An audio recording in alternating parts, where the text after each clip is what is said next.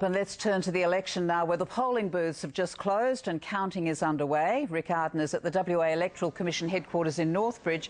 Rick, it's a race to 30 seats. That's right, Sue. That's the magic number to get control of the lower house and form government.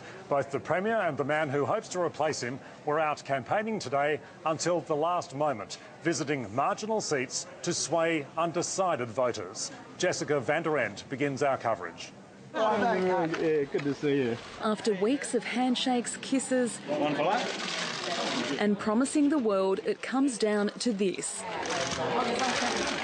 Mark McGowan trying to achieve an unlikely victory. I don't have any regrets. I know I've done my best. Could be facing a challenge to keep his current job as opposition leader if the margin is as big as opinion polls suggest. This was on his home turf in Rockingham. Who are the candidates in your seat, do you know? I have no idea. One of them's Mark someone. Does that help you out? No idea. I just know I'm voting for Liberals. A predicted 7% swing the Liberals' way would see Labor not only unable to win the 4 seats they need, but risk losing as many as 11.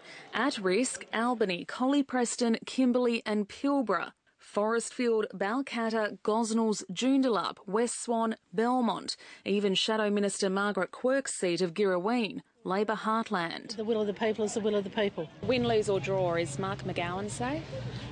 Look, that's a matter that we'll discuss with our colleagues. Independents Adele Carls and Janet Woolard also fighting for their political survival.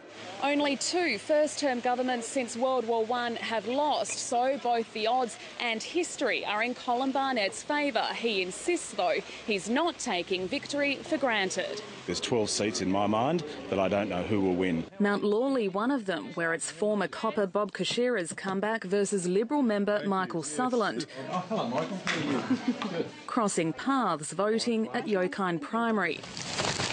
And so the counting begins. Logistically, it's massive. We've been setting up since the 25th of January. The leaders, candidates and their constituents now wait. Sarah, what do you think of all this? Proud? Oh, extremely proud. I think Mark's done a wonderful job. It's an important election for Western Australia. You change the government, you change the state. Jessica van der End, 7 News.